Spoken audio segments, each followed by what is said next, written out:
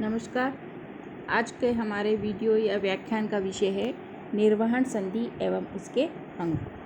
10 रूपकार धनंजय ने प्रथम प्रकाश में पांचों संधियों को बताया है। उसी क्रम में आज हम पांचवी संधि निर्वहन संधि के बारे में पढ़ रहे हैं और निर्वहन संधि और उसके अंग के बारे में आज हम जानेंगे। देखिए कारिका नंबर 86।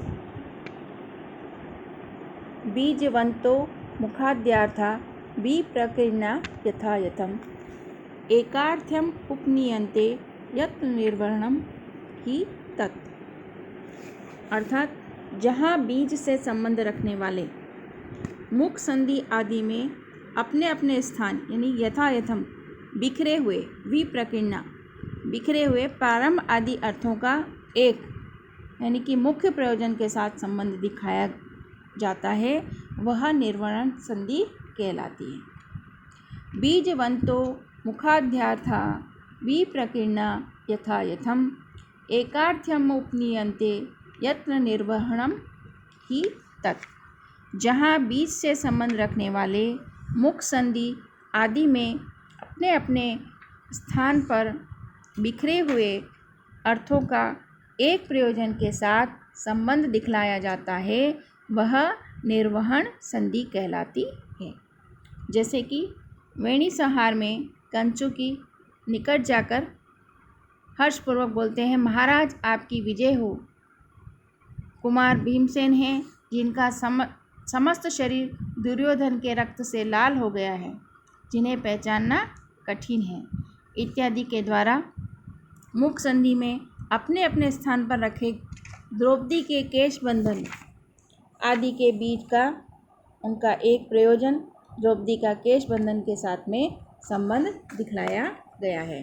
तो यहाँ पर वो निर्वहन संधि का प्रदर्शन किया गया है।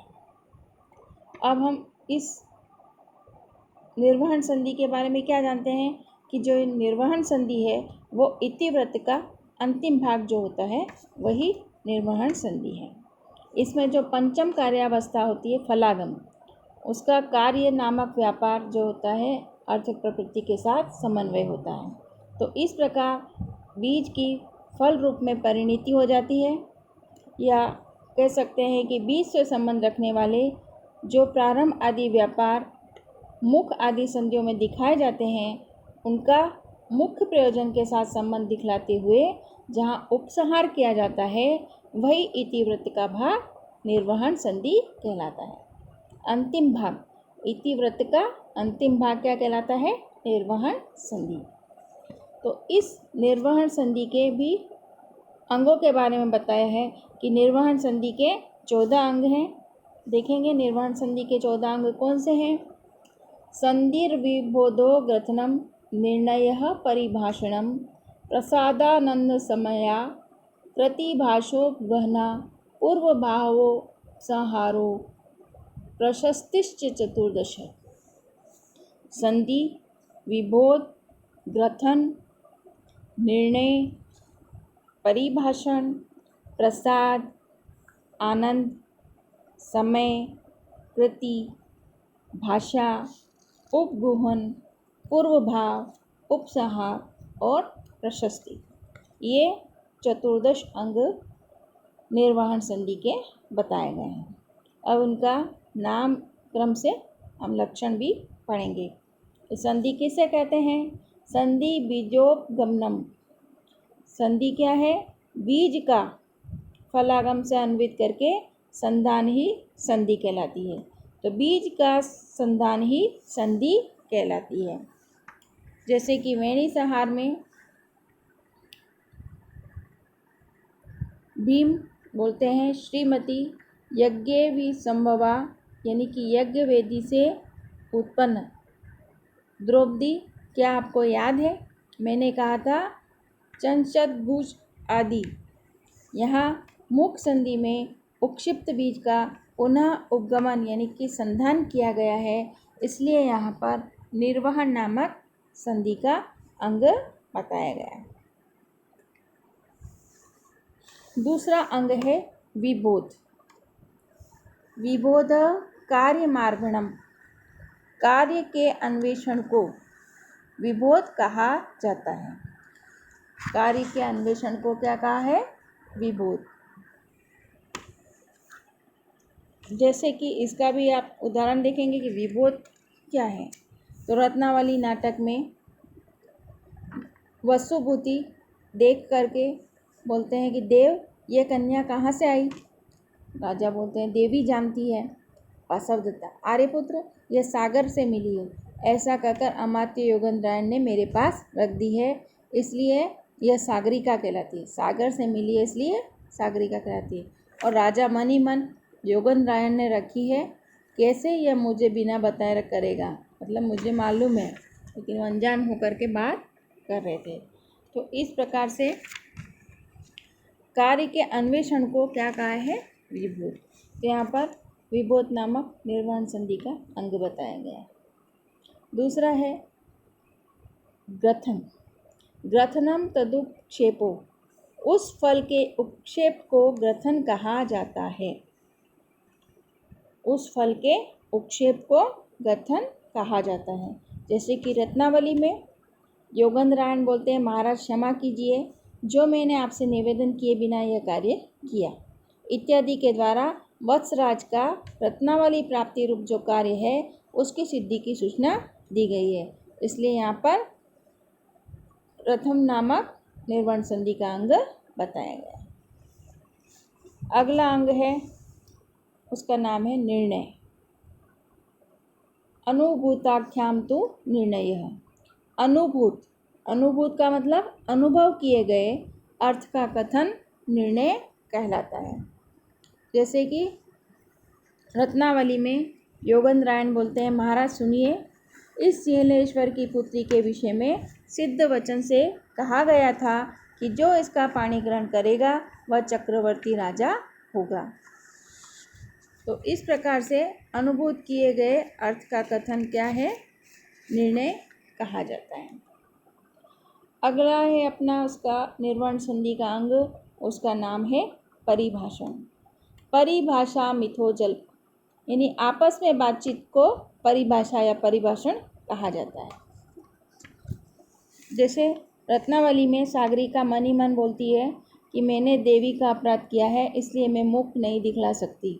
और वासवदत्ता अश्रुपूर्वक भुजाएं फैलाकर कहती है, आ हे कठोर, अब तो बंधु स्नेह दिखला दे। और आर्यपुत्र, मैं इस प्रकार की क्रूरता से लज्जित हूँ, अतः शीघ्र ही इसका बंधन हटा दो। राजा बोलते हैं जैसा देवी कहे, और बंधन हटता है। वासवदत्ता वसुभूति के प्रति बोलती है, आर्य, अमात्य योगेंद्रायण ने मुझे बुरा बना दिया, जिसने जानते हुए भी न बतलाया। तो इस प्रकार से आपस की बातचीत जो है वो क्या कहलाता है? परिभाषा। परिभाषा मिथो जल्प। अगला अंग है अवमर संधि का, उसका नाम है प्रसाद।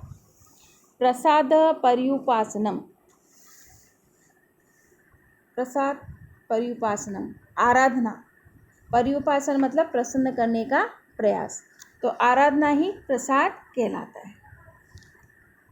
जैसे कि वेणी संहार में भीमसेन बोलता है द्रौपदी के पास जाकर, देवी पांचाल राजपुत्री, सौभाग्य से तुम शत्रुकुल के नाश से बढ़ रही हो इत्यादि के द्वारा भीमसेन ने द्रौपदी का आराधन किया है। अतः यहाँ पर प्रसाद नामक निर्वहन संधि का अंग बताया गया है। अगला अंग है आनंद। आनंदो वांछित प्राप्ति, अभिष्ट की प्राप्ति होना आनंद कहा जाता है। जैसे कि वेणी संहार में द्रौपदी बोलती हैं, नाथ, मैं इस काम को भूल गई हूँ, स्वामी की कृपा से सीख जाऊंगी। यहाँ प्रथम उदाहरण में यहाँ पर जो है द्रौपदी को अभिष्ट केश बंधन की प्राप्ति होती है, और आनंद नामक निर्वहन संधि का अंग बताया है। अभिष्ट की प्राप्ति होना आनंद है। तो यहाँ पर निर्वहन संधि के आनंद नामक अंग का वर्णन किया गया है। अगला अंग है समय। समयो दुख निर्गमः, दुख का दूर हो जाना ही समय कहलाता है। समयो दुख निर्गमः, दुख का दूर हो जाना ही समय कहलाता है। जैसे कि रत्नावली में वासवदत्ता रत्नावली से गले मिलकर कहती है, बहन धीरज रखो, धीरज रखो इत्यादि के द्वारा दोनों बहनों के परस्पर मिलन से दुख दूर होता है। इसलिए यहाँ पर समय नामक निर्वर्ण संधि का अंग बताया गया है। अगला अंग का नाम है कृति। कृतिर्लब्धार्थ शमनम, लब्ध अर्थ का शमन यानी कि शांति कृति कहलाता है। लब्ध अर्थ का शमन कृति कहलाता है। जैसे रत्नावली में राजा देवी के प्रसाद को कौन अधिक सम्मान न देगा। वासवदत्ता कहते हैं, आर्यपुत्र इसका मातृकुल दूर है, अतः कीजिए कि यह अपने बंधुजनों को याद न करें इत्यादि के द्वारा रत्नावली के प्राप्त होने पर राजा के भली भांति समागम के लिए उस रत्नावली का उपशमन यानी शांति या सांत्वना किया गया है। इसलिए यहाँ पर कृति नामक निर्वर्ण संधि का अंग बताया गया है। अगला अंग है निर्वर्ण संधि का भाषण। मानाध्याप्तिश्च भाषणम, मानाध्याप्तिश्च भाषणम, मान आदि की प्राप्ति भाषण कहलाती है। जैसे रत्नावली नाटक में राजा बोलता है कि इससे अधिक कुछ भी प्रिय हो सकता है। विक्रम बाहु को अपने जैसा कर दिया, पृथ्वी वितल का हार सागर सहित समस्त पृथ्वी की प्राप्ति का एकमात्र हेतु यह प्रिय सागरी का प्राप्त कर ली। तो यहाँ पर क्या है, मान आदि की प्राप्ति बताई है। तो ये है भाषण नामक निर्वर्ण संधि का अंग बताया गया है।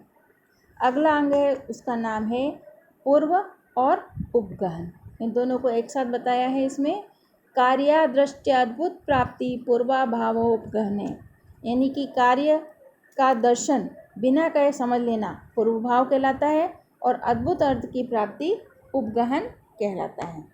जैसे कि कार्य का दर्शन पूर्व भाव है। जैसे रत्नावली में योगेंद्रायण कहते हैं कि यह जानकर बहन रत्नावली के लिए अब क्या करना है, इस विषय में देवी प्रमाण है।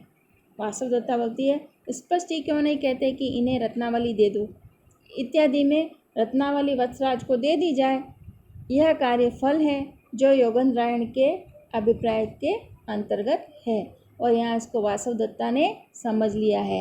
इसलिए पूर्व भाव नामक यहाँ पर निर्वर्ण संधि का अंग है।